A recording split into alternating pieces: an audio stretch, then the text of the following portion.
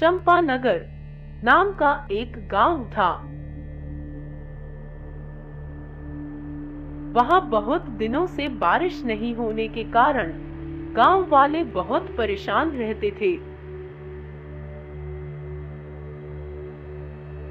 उनका खेत सूखा पड़ गया था, जिसके कारण वो खेती भी नहीं कर पा रहे थे।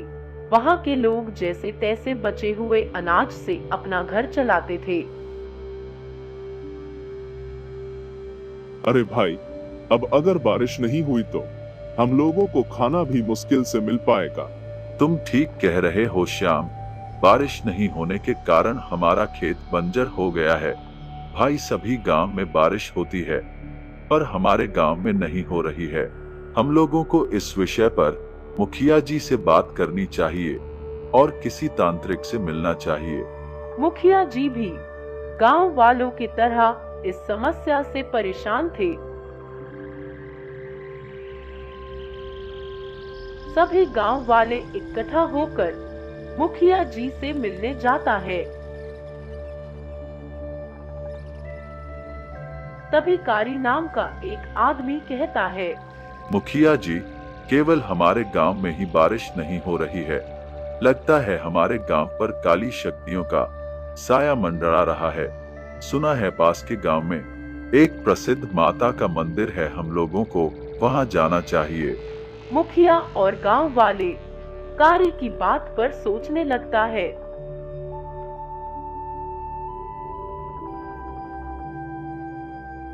और मुखिया जी गांव वाले को प्रसिद्ध माता के मंदिर पूजा करने के लिए भेज देता है। वापस लौटते समय बहुत रात हो जाती है। सभी लोग पहाड़ियों वाला डरावना रास्ते पर आगे बढ़ना नहीं चाहता है। तभी वहां एक बड़ा सा पत्थर गिरता है। सभी लोग डर जाता है। आज हम लोगों का आखिरी रात है, हम लोगों को वो चुड़ैल नहीं छोड़ेगी। मैंने कहा था गांव पर बुरे आत्मा का साया है। अरे चुप हो जाओ, कुछ नहीं होगा, आगे चलो। कुछ दूर आगे बढ़ने पर एक और पत्थर गिरता है। लगता है हम लोगों को मार कर ही दम लेगी। सभी लोग बहुत डर जाता है और वहां एक पेड़ के नीचे बैठ जाता है।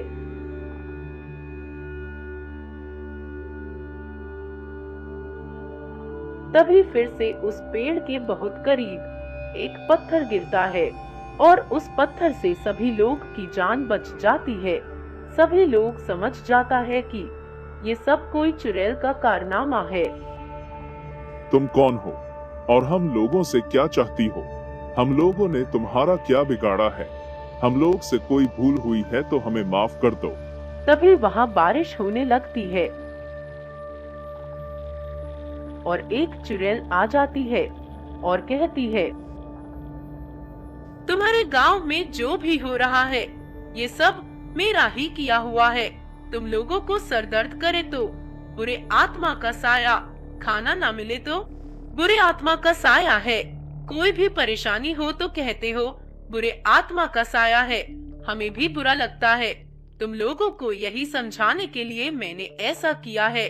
जाओ और अपना कर्म करो, जैसा कर्म करोगे वैसा फल मिलेगा। सभी लोग चुड़ैल की बात समझ जाता है और वहां से चला जाता है।